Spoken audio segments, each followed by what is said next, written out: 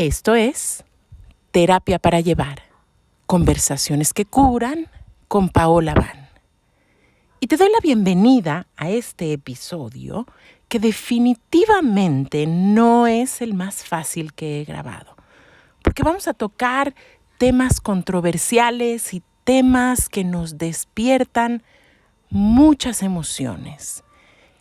Entonces, te pido que mientras escuchas este podcast, estés muy alerta, muy consciente de lo que vas a necesitar, de lo que sientes y nota claramente si se gatilla alguna o muchas emociones al respecto. Hoy vamos a hablar de empatía, vamos a hablar de lenguaje inclusivo, vamos a hablar de trauma, vamos a hablar de opresión y privilegio, vamos a hablar de un montón de cosas que son importantes y que en este momento claramente están surgiendo en nuestra vida individual, pero también en el colectivo. Basta ver todo lo que pasó, por ejemplo, en un evento internacional reciente, como son las Olimpiadas, para darnos cuenta que el mundo está burbujeante, con ganas de cambio, pero también con muchos asuntos complejos. Las historias que te voy a contar hoy te las cuento como humana, y la postura que te voy a describir hoy te la doy como terapeuta. No como lingüista, no como una experta en política, sino desde mi lugar de psicoterapeuta. Y lo primero que quiero contarte es que el tema de este episodio surgió porque recientemente la plataforma en la que grabo este podcast, que es Spotify, cambió, digamos, ciertos aspectos técnicos, cambió su manera de funcionar. Y entonces, cuando surgieron estos cambios, me di cuenta, casi por casualidad, que en cada episodio están habilitados los comentarios, es decir, que varios de ustedes, escuchas, han dejado sus comentarios en los episodios de este podcast. Y por una parte fue hermoso porque recibí una lluvia de gratitud. Mucha gente, muchos comentarios expresan que este podcast es útil, trae beneficios, es de ayuda y realmente les ha ayudado a transformarse.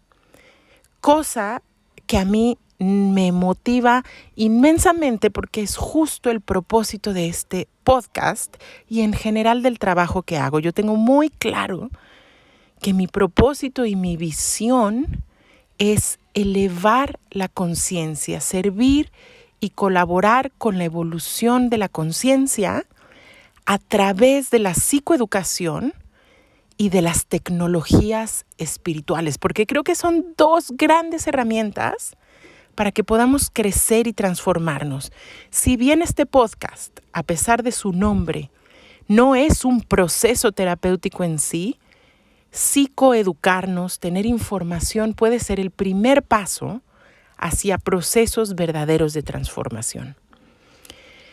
Entonces me encantó, por supuesto, recibir y mando muchísima gratitud a quien se ha tomado el tiempo de dejar ahí un comentario. Pero también recibí comentarios no favorables y esto me sorprendió, solo con respecto a un tema. No recibí ninguna crítica, ningún juicio, a pesar de que vivimos en tiempos donde la dinámica en redes sociales se puede poner horrible y sacamos lo peor de nuestra psique para comentar a otros. Solo hubo un tema acerca del cual llovieron comentarios que no fueron favorables. Y este tema es acerca de mi uso del lenguaje inclusivo, del lenguaje incluyente. Y entonces esto me llevó a una reflexión muy profunda sí, por supuesto, también a una confrontación, porque a veces uno empieza a hacer algo y después, mientras avanzas en el camino, tienes que volver a recordar los motivos por los cuales tomaste ciertas decisiones. En mi caso, por qué me expreso en este podcast de una manera determinada. Y recibí comentarios que fueron desde muy amorosos y respetuosos o tratando de serlo, diciendo, pues me encanta tu podcast, ojalá revisaras el tema del lenguaje incluyente porque se vuelve muy complicado escuchar algo así. Y yo concuerdo, cuando para cada enunciado tengo que decir todas, todos, todes, se va perdiendo la fluidez en el lenguaje y se hace algo largo y operativamente es muy complicado, ¿ya? Pero tiene un propósito. Y lo que quiero decir es que a pesar de que recibí comentarios también muy respetuosos, muy amables, y se vale cuestionar y se vale no estar de acuerdo, también por ahí recibí un par, sobre todo uno, que decía algo así como usar lenguaje excluyente usar lenguaje incluyente no es algo inclusivo, una práctica inclusiva, sino es estupidez. Y yo digo, qué fácil nos es tirar violencia y pararnos con superioridad y comunicarnos agresivamente cuando no tenemos nuestra cara de por medio. Pero lo agradezco al fin y al cabo porque, como les digo, me llevó a una profunda confrontación y contemplación, y quiero aquí y ahora compartirles parte de estas reflexiones que no solo tiene que ver con eso, sino tiene que ver con un tema súper importante que es ¿qué es lo que necesitan las y los sobrevivientes de trauma? Las personas que hemos pasado por experiencias adversas y a las cuales, cuando decidimos expresar nuestro dolor, se nos ha llamado víctimas o victimizadas, pero en realidad somos más bien dignes sobrevivientes que hemos atravesado experiencias difíciles y hecho con ellas lo mejor posible. Entonces, lo primero que quiero compartirte es cómo uso yo el lenguaje incluyente. Pues con las patas, terriblemente, como cualquier persona de mi generación o de generaciones anteriores que hace este intento. Porque digamos que nuestras estructuras lingüísticas se grabaron y se programaron sobre todo en los primeros años de nuestra vida. Entonces, cuando hacemos un intento de cambiar, esto toma muchísimo esfuerzo y genera muchísima incomodidad, pero además no sale con naturalidad. Entonces, lo primero que quiero decir es que de alguna manera me nace sinceramente disculparme por el uso terrible que puedo tener de este lenguaje, pero que quiero compartir. Hay un valor para mí que es mucho más alto e importante que la exquisitez académica, que la corrección lingüística, que la sofisticación, que aparentar o reflejar que soy una persona altamente educada, que probablemente sí lo soy. Pero es mucho más importante para mí hacer la práctica de encarnar un camino de compasión, empatía, apertura al cambio, alma curiosa, posibilidad de experimentación. Claro, esto me ha merecido un chorro de cuestionamientos que son bien válidos, no solo de personas que vienen con violencia, sino incluso de amigos, de maestras, de personas que yo considero una autoridad en mi vida. Y aún así, he decidido hacer este experimento porque es lo que es una práctica.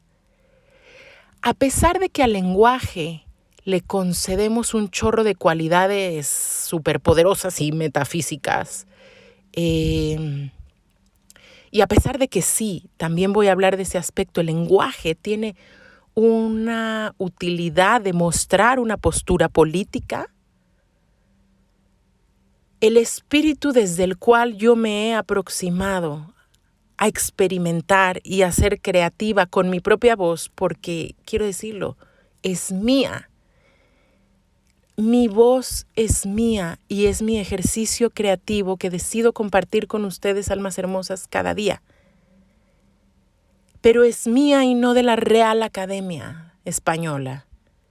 Pero es mía y salvo que yo transgrediera o violentara realmente a alguien, no debería ser objeto de un cuestionamiento legal. Pero desafortunadamente, sí es cierto que vivimos en una cultura en la que la manera en la que yo hable sí pone en riesgo si iba a ser invitada a ciertos programas de televisión, a este o al otro podcast, si los libros que yo escriba o los blogs van a ser publicados en tal o cual lado, porque, ¿saben qué? El lenguaje, si bien no va a traer quizás las transformaciones reales que queremos, sí es una herramienta de clase y de privilegio o de opresión. Y ahora les explico más de eso. Pero también quiero decir que es bien importante no perder de vista que algunas de las personas que hemos decidido experimentar, practicar, tener curiosidad y apertura hacia el tema del lenguaje incluyente, lo hacemos no porque queramos un cambio lingüístico, sino porque desde el fondo de nuestra alma queremos un cambio social. Y yo como terapeuta quiero decir que para que la sanación del trauma se dé verdaderamente, ya estamos descubriendo que no solo se necesita una terapia y un proceso terapéutico aplicado de manera individual, sino que se necesita también conexión social y vínculos y un cambio colectivo más grande. Y desde ahí parte el espíritu de hacer ciertos experimentos, no solo lingüísticos, sino de otras formas, como es comunicarse aquí, en un espacio abierto, que espero sinceramente, almas hermosas que escuchan este podcast, sea para beneficio de sus corazones, de sus relaciones y en general puedan elevar el nivel de conciencia de este planeta. Y sí, a veces cambio palabras, artículos, adjetivos, porque cuando digo este planeta, en esa pequeña frase lo que estoy diciendo es, me doy cuenta que he vivido en un mundo que ha sido diseñado para darle ventaja a lo masculino. Cuando digo este planeta o cuando digo gracias a la diosa, lo que estoy diciendo es me doy cuenta y ojalá tú también puedas cuestionarte si no has vivido en un mundo donde la cara femenina de la divinidad nos fue arrebatada. Y nos dijeron que Dios era un señor que estaba sentado en una nube con su gran barba, con una libretita midiendo cuántos pecados cometías para ver cuánto te iban a cobrar en la iglesia, con la amenaza de ver si al final de tu vida te vas al cielo o al infierno. Entonces, cuando digo este planeta o cuando digo gracias a la diosa, quiere decir, yo no tengo todas las respuestas. Sin embargo, sí tengo preguntas y estoy cuestionando esta manera en la que se ha construido la realidad. Estoy clarísima en que esto puede restarme o cerrarme ciertas puertas o quitarle visibilidad a este podcast. Pero la realidad es que este podcast está hecho como un ejercicio creativo mío, como un territorio propio al que está invitada cualquier persona que sinceramente quiera crecer, transformarse, tener mejores relaciones. Y claro, ojalá comprenda y tenga una resonancia de manera integral. Porque la vida no es o. Y este podcast también es una invitación constante a ya trascender y crecer de ese pensamiento que es esto es bueno, esto es malo, esto es correcto y esto es aceptable y esto no es aceptable porque lo dice la Real Academia Española. Porque debajo de eso lo que yace es una pregunta, es ¿quién dicta las reglas y por qué y para qué? Y como dice Brigitte Vasallo, una pensadora que me encanta, el problema del lenguaje incluyente tiene que ver con quién incluye a quién o a qué, para qué. Son preguntas muy profundas. Y que cada una de nosotras, cada uno de nosotros tiene que responder.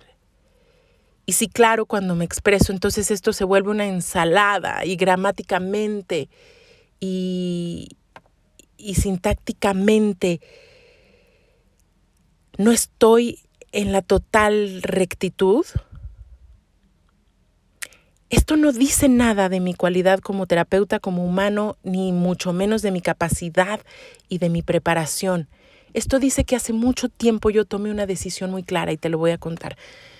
Cuando yo terminé la universidad, estaba en la época final de mis estudios académicos, como por la vía protocolaria y ortodoxa, tuve una maestra que hasta ahora adoro. Ella es una escritora súper reconocida, una mujer que admiro profundamente, Cristina Rivera Garza, y que ha obtenido los premios más grandes que en la literatura en español se pueden obtener. Puedes de hecho buscar sus libros, sus novelas en cualquier librería, y aprovecho para recomendar ampliamente El Invencible Verano de Liliana, me parece, no sé si su última o de sus más recientes novelas, en la que narra la historia del feminicidio de su hermana. Y claro, ella se atiene, y así ha obtenido los premios más exquisitos de la Academia y de la Literatura Internacional, se atiene, por supuesto, a las más estrictas normas de la lengua. Y yo la adoro, y ella impulsó muchísimo mi camino desde joven, escribiendo y con la palabra. Y yo tomé un taller de redacción con ella, y después de terminar, ella me impulsó a mandar mis escritos para conseguir una beca, una de estas becas que se dan para jóvenes escritores en aquel tiempo. Y entre miles de solicitudes que llegan, la mía fue una de las elegidas, me parece que, por el Fondo de Cultura, o por el FONCA. Y me llamaron a entrevista para el FONCA, y me acuerdo que cuando le escribí a Cristina, ella estaba muy contenta y muy emocionada. Y fue bien interesante la experiencia, porque yo les he contado en este podcast que cuando yo estaba por terminar la universidad, a mi papá le dio un infarto al corazón y no pude terminar de pagar mis estudios, aunque tenía una beca, porque pues mi papá no pudo cumplir con ese compromiso por limitaciones que tuvo, entre ellas limitaciones de salud. Y yo había tenido que salir a una materia de graduarme de Ciencias de la Comunicación de esta universidad privada.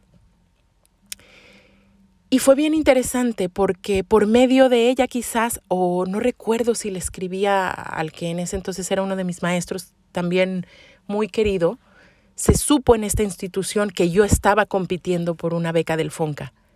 Y fue ahí donde me llamaron para renegociar mi deuda de beca, cuando antes habían puesto todas las trabas del mundo. Desde ahí me quedó muy claro que por supuesto nos movemos en una cultura donde ciertas cosas te van a traer más privilegios y más poder y otras menos. Pero viene el momento más interesante de esto. Cuando yo voy a esta entrevista y están sentados frente a mí, no recuerdo, pero creo que eran solamente hombres o así lo recuerdo, pero recuerdo así el presidente del FONCA, un poeta muy renombrado, sentado frente a mí con sus lentes y su postura altamente intelectual entrevistándome. Y todo había ido muy bien en la entrevista.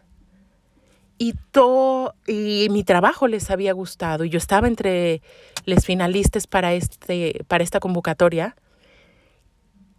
Y este señor poeta muy respetado me pregunta: Paola, ¿y qué lees de cotidiano?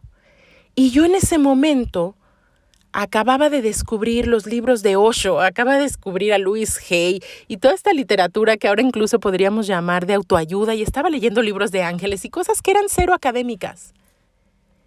Y me trabé y me colapsé porque yo sabía dentro de mí, sin que nadie me lo hubiera dicho, que si yo era verdadera y decía lo que leía, no me iban a seleccionar. Y no recuerdo exactamente qué pasó porque en mi mente traumatizada tengo así como borrado un lapso de la memoria. Pero lo que sí recuerdo perfectamente fue el camino al salir de esa entrevista. Yo estaba caminando en la zona rosa, así, a mis, no sé, calculo que 21, 22 años, quizás 23. Y sabía profundamente dentro de mí que no me iban a dar la beca, y así fue. Pero sabía profundamente dentro de mí que mi camino no era en un entorno donde yo no podía ser yo. Y que lo que realmente me interesaba quizás no era ser una renombrada escritora, que me hubiera encantado. Y claro que me encantaría tener bestsellers y es parte de un camino que quizás intente seguir escribiendo. Pero sabía que lo que realmente me interesaba y hacía que mi corazón cantara era esto nuevo, este camino que estaba descubriendo, que atendía a la pregunta: ¿quién soy yo verdaderamente? Este camino espiritual, este camino terapéutico. Y poco después de eso decidí empezar mi primera formación como consteladora familiar y tomar otras formaciones sin que me importara realmente el diploma o el sello académico.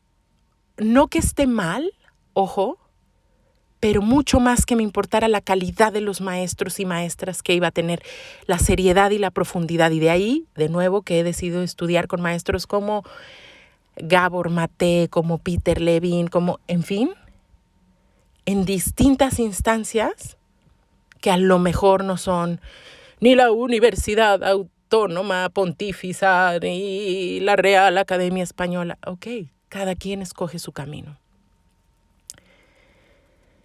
Entonces, escuchará este podcast a quien le venga bien y quien resuene, porque es un regalo, almas hermosas. Y sin embargo, parte de lo que me movió cuando recibí estos comentarios fue sí toda esta memoria de trauma que está ahí guardada por todo lo que he perdido tantas veces en mi vida por un espíritu curioso, experimentador, y se los digo con sinceridad, puede ser que pronto yo decida ya no usar de manera tal o cual el lenguaje así, porque estamos libres para cambiar, pero además porque sí he descubierto a lo largo de usar este lenguaje cuán rígidas son mis redes neuronales y cuánto trabajo a veces me cuesta Pero a la vez, creo que no es una razón suficiente. Cuando yo tengo una pregunta importante, el espejo o el crisol más puro a través del cual puedo ver mi verdad es cuando me cuestiono, ¿qué le dirías a tu hija acerca de esto? Y yo he decidido a mi hija hablarle, ojo, no con la E, porque no es algo que me venga natural, pero sí desde el fuerte cuestionamiento de cómo ha sido construido este mundo para lo masculino. Entonces, cuando mi hija me dice, ¿quién va a ir a la fiesta, mamá? Yo no le digo tus amigos. Yo le digo, mi amor, tus amigas, porque tiene más amigas, y tus amigos. Cuando me dice o me pregunta ciertas cosas, yo he tratado de hablarle en un lenguaje que no es genéricamente masculino, porque además en inglés está mucho más fácil la cosa, porque los adjetivos y los artículos en inglés son neutrales. O sea, tú no dices bella, bello, belle y te tienes que echar todo ese discurso, o tienes simplemente que decir belle, que puede ser un cambio que realmente no te viene tan natural y te requiere mucho esfuerzo, sino que simplemente dices beautiful y se acabó. Pero dado que el español está construido así, yo he decidido prevalecer y hacer ciertas modificaciones en el femenino por eso. Es una postura política, pero en mi caso es sobre todo una postura terapéutica y esto es lo que quiero compartirte. Cuando yo a veces cambio las letras, repito, pongo como secundario en que es bellísimo el lenguaje y la exquisitez y qué maravilla que haya guardianes de eso. Es como en las tradiciones ancestrales, qué bueno que están los ortodoxos, ¿no? Yo no soy de ese equipo, perdón, pero no podría caminar así por el mundo dictando reglas y castigando a los que no las siguen. Pero qué bueno que están, porque gracias a ellos, a los que cuando vas a un temazcal te dicen, no te atravieses en el fuego y te hacen sentir muy mal, qué bueno que existen. Porque es quizás gracias a ellos que se conservan ciertas cosas. Pensemos integralmente. Es que tampoco es que eso sea del todo malo. Pero qué bueno que existen las mentes abiertas porque son las que revolucionan y cambian las cosas.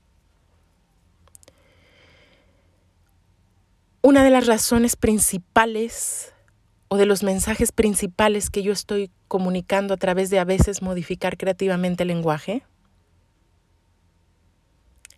es decirles a personas que han sufrido a lo largo del tiempo la violencia y la opresión, estoy contigo y te veo.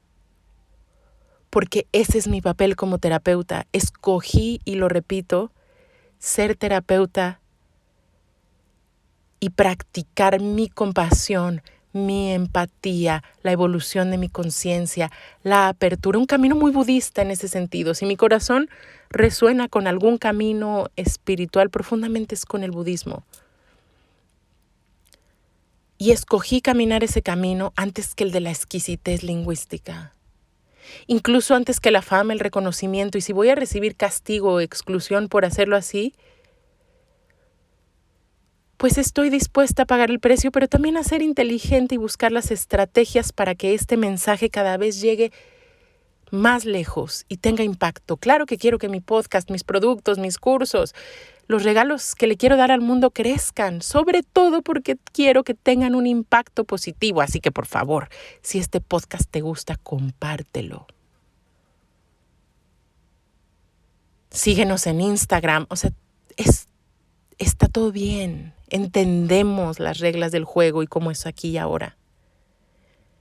Pero hay algo muy importante que es lo que si no pienso hacer es entregar o vender mi voz a cambio de likes, de follows, de popularidad, de cierto tipo de reconocimiento, porque no sería verdadero. Quiero contarte también que cuando yo estaba en mis 20s y me encantaba la fiesta, parte de lo que me gustaba hacer mucho era tenía hermosas amigas, amigos en la comunidad LGBTQ y me encantaba ir a los antros gays, a los bares gays. Porque experimentaba un nivel de diversión, de rebeldía, de libertad. O sea, ahí se podía bailar como a una le diera la gana, se podía reír fuertemente, vestirse como cada quien quería. Era un nivel delicioso de creatividad, de empatía, muchísimo humor, que creo que le falta tanto humor al mundo. Y también, claro, yo me hermanaba en un lugar donde en ese entonces no lo sabía, pero éramos almas hermanas y sigo siendo alma hermana de todas las personas pertenecientes a la comunidad LGBTQ, que además, eso será tema de otro capítulo, pero ¿quién define, no? ¿Quién define a qué categoría perteneces más que un emisme? Pero bueno, he tenido a lo largo de mi vida cariños entrañables. Y resulta, por ejemplo, que un medio hermano que tengo yo se convirtió a la religión cristiana. Y aunque claramente en todas las religiones hay personas maravillosas y maneras de llevar lo que son sublimes, también en muchas religiones hay mucho fanatismo, rigidez y violencia.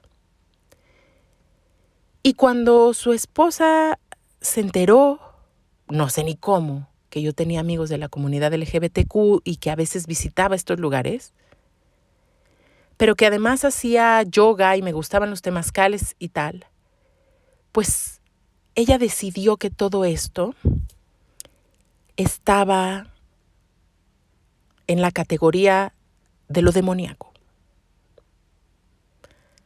Y entonces a partir de eso decidió que no era buena idea que su hija y su hijo tuvieran un vínculo conmigo. Y dejó de ir, yo vivía en ese entonces todavía en casa de mis papás, de mi madre y de mi padre, y por muchos años les cortó el contacto. Igual que en ese entonces, ahora, yo dejaré la responsabilidad de ese tipo de decisiones a quien las toma. Porque claro que cuando vi ese tipo de comentarios de es una estupidez hablar en lenguaje incluyente, me encendió un miedo que por supuesto se encendió también a los 20 y tantos años cuando recibí, y toda mi familia recibió ese castigo por creencias religiosas rígidas, y sentí ese mismo miedo. Me gatillé ahí pensando, ¿cómo me van a castigar ahora? ¿De dónde me van a excluir? ¿Qué vínculos se van a romper? ¿Qué voy a perder por tomar una decisión de ser incluyente y compasiva? Que al menos ese es mi intento. Y una vez más, aquí y ahora, decido que estoy en el lado de la apertura, de la curiosidad, de la empatía, de la compasión. Y que eso está, por supuesto, mucho más allá del lenguaje. Pero que si me da la gana experimentar así, ¿por qué no?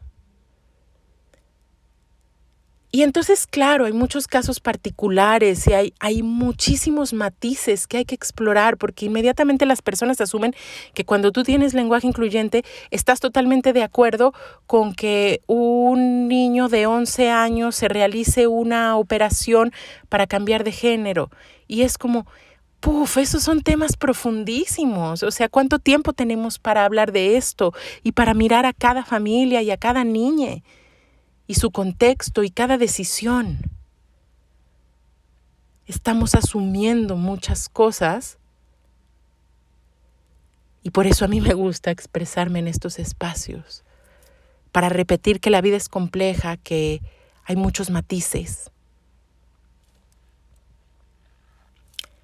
pero que si hay algo cierto es que a quienes les toca decidir cómo se van a sanar las víctimas de trauma y las personas que sí han sufrido opresión, las personas racializadas, las mujeres, las personas trans, la comunidad LGBTQ, los pueblos originarios. Pues son esas mismas personas. No le toca al opresor o al académico o a la autoridad legal decidir cómo se van a sanar. Judith Herman, una psiquiatra que ha sido una gran pionera, visionaria y nos ha dejado un gran legado en temas de trauma, desde hace muchos años diseñó un proceso a través del cual describía cómo se sana el trauma. Y recientemente escribió un libro en el que se dio cuenta que hay un cuarto paso que ella no había visualizado, que era el cambio social. Sanar el trauma no es un proceso individual. Pero así como se les pregunta a los veteranos, o se les debería preguntar a los veteranos de guerra, ¿qué es lo que les sirve cuando alguien está pasando dolor? No te toca a ti decidir esto es lo que creo que les haría bien, sino preguntarles a esas personas, porque claro que cada persona que ha recibido trauma tiene la sabiduría para saber el camino hacia la sanación, pues así no le corresponde a la Real Academia Española ni a sus fieles fanáticos decidir si esto es lo que sana o no sana el trauma, por ejemplo, de una persona trans o no binaria. Entonces, si a mí viene Guadalupe a mi consulta y me pide que la llame Lupis en vez de Guadalupe, yo como su terapeuta le voy a llamar Lupis, porque ese es el nombre con el que ella se identifica. Y así, si viene una persona no binaria o una mujer trans y me dice que su pronombre es tal, yo respeto su identidad porque es ella o ella quien lo decide, no yo. De nuevo, ni la Real Academia, ni el juzgado número 47, ni el abuelito de Marta con su filosofía conservadora.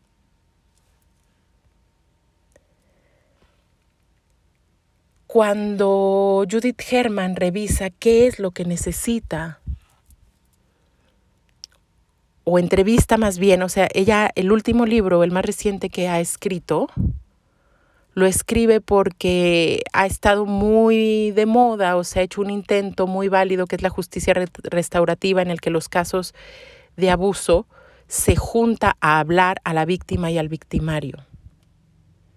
Porque la justicia o todo el aparato legal está suponiendo que esto va a restaurar, pero nadie le preguntó a las víctimas. Y cuando Judith Herman hace este trabajo para este libro y estudia qué es lo que necesitan las víctimas, ojo, y piensa en ti y en las heridas de abuso que puedes estar cargando.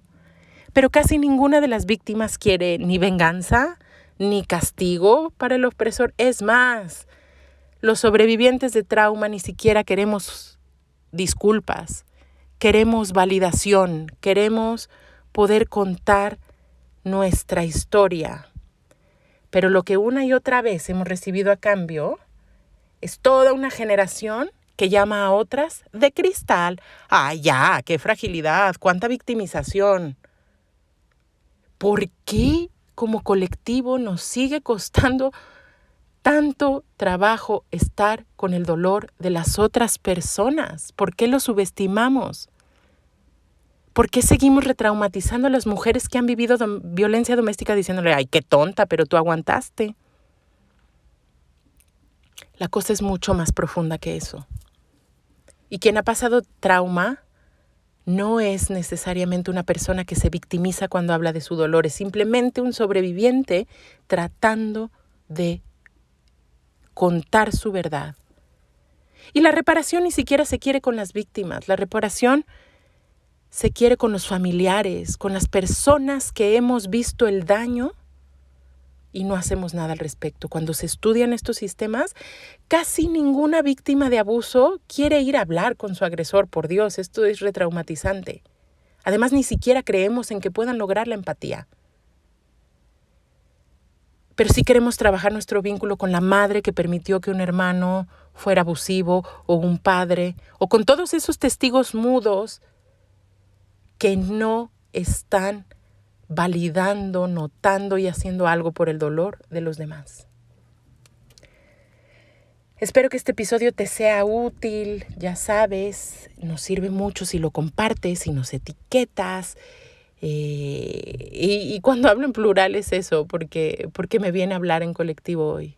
Nos sirve mucho como humanidad tener distintas voces. Así que puedes encontrarme y mandarme tus comentarios sobre este o cualquier otro episodio a través de @paolaaban con B grande, @terapia.parallevar, o también te invito a darte una vuelta por @pachamamita.mamitatierra. Estate muy al pendiente porque estamos por publicar nuevas invitaciones. Te dejo este podcast por todas mis relaciones.